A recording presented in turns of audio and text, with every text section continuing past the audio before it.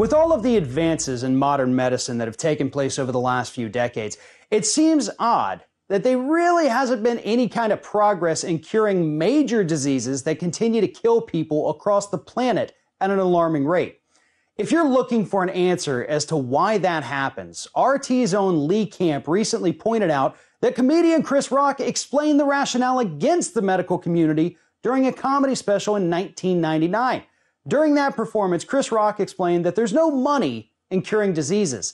The money actually comes from the medicine that people have to continue coming back to take more of each and every month.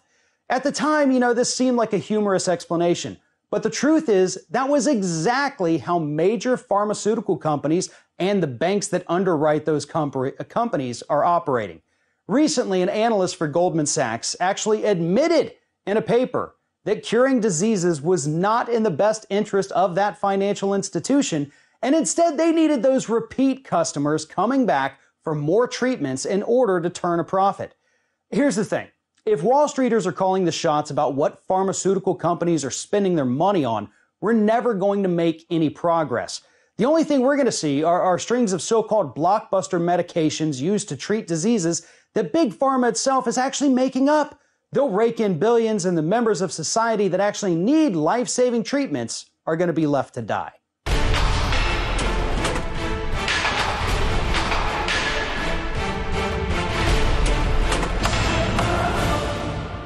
Joining me now to talk about this issue is Lee Camp, host of Redacted Tonight here on RT America.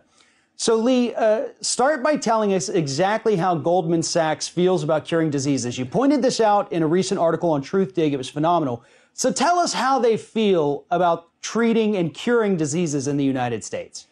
Not good. They're not excited about it because it doesn't give them enough profit. I actually want to read the quote from the note that the Goldman analyst put out. This is Salveen Richter was the analyst, and he said, the potential to deliver one-shot cures is one of the most attractive aspects of gene therapy. However, such treatments offer a very different outlook with regard to recurring revenue and versus chronic therapies. While this proposition carries tremendous value for patients and society, it could represent a challenge for genome medicine developers looking for sustained cash flows. Sustained cash flows, as if that should ever even come into your mind when you're talking about saving people. It's disgusting, and it's how Wall Street and our economy is set up. It's just the difference is now they're saying it out loud. They're saying it where people can see it. We've seen a lot of that recently with, politicians, business leaders, lobbyists. They're accidentally saying the quiet part's loud and the loud part's a little too quiet. But so I guess the big question is, you've talked about this information. You've got the quote there. So how did this information come to light? How did this get uncovered here? Well, I think you were being a little too generous when you used the word accidentally. I think nowadays they are saying it more forthright because they have no fear of the government stopping them or of even enough people getting upset to shame them. They've taken such a control, but in terms of how it came forward, it's an analyst note. They put out these notes on a regular basis, trying to guide their clients, their investors, invest in this, don't invest in this, here's how we see this. And as you heard from the quote I just read, they have no care in the world as to how it's going to impact people, how it's going to, hurt Americans to not have these cures.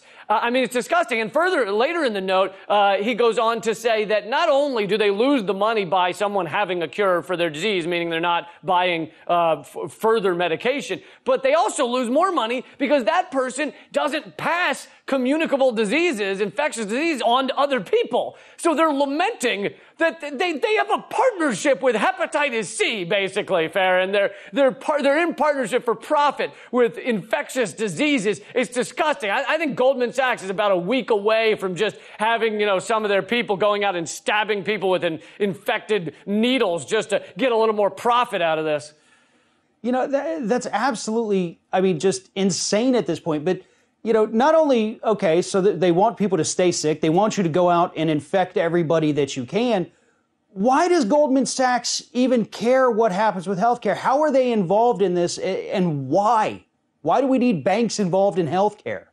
Yeah, absolutely. Everything's become so intertwined because the big banks, the large corporations that, now we're down to a tiny number of corporations that own or control most of everything in our lives. And they're all intertwined and they're all just moving towards profit, right? No matter what it is, no matter how many people die, no matter how much you're putting profit above lives, that's where they're going to head. And there's a ton of profit in our healthcare industry. That's why all of our politicians, most of our Congress fight against a universal healthcare system where people aren't exploited for profit. But, you also see it with like our weapons contractors. Same idea. When peace was announced between North and South Korea, the stocks of those contractors tanked. I mean, why is profit even talked about when it comes to people's lives? But of course, that's the system we live, this unfettered capitalist system in which people do discuss profit while it's killing people, whether it's through medicines or weapons or whatever else. Well, you know what they say, when God closes a door, he opens a window, and that's what's happened with the defense contractors. They may not have North Korea anymore, but now they're gearing up for Iran. But, that's a topic for a different day. But anyway, so this story, we got Goldman Sachs wanting people sick, wanting you to infect everybody else because it makes them more money. So does this help to kind of give us a little bit better understanding as to why Americans uniquely pay such astronomical markups for our prescription drugs? I mean, we're paying prices higher than anywhere else in the industrialized world. We know it's not R&D. We know it has something to do with marketing. But now we know the banks are involved, so that kind of puts another piece of the puzzle back into place, right?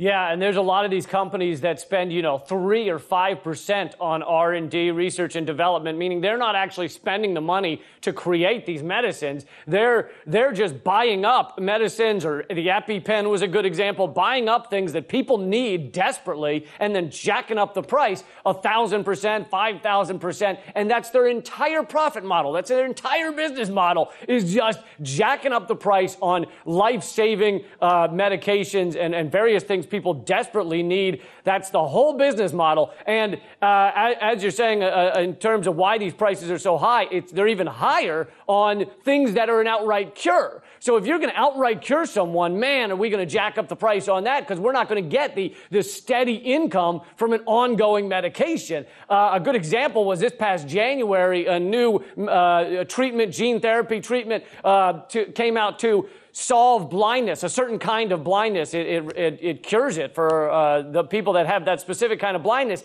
And it's one of the most expensive therapies ever created, ever introduced, at $850,000. So they're basically holding your vision hostage till you give them $1 million. That, in my view, that is no different than, we'll let you see. We will give you the most amazing gift to have sight again, yet we will charge you $1 million. We will hold it hostage for $1 million. And that's a sick system. That is a demented, morally inverted system.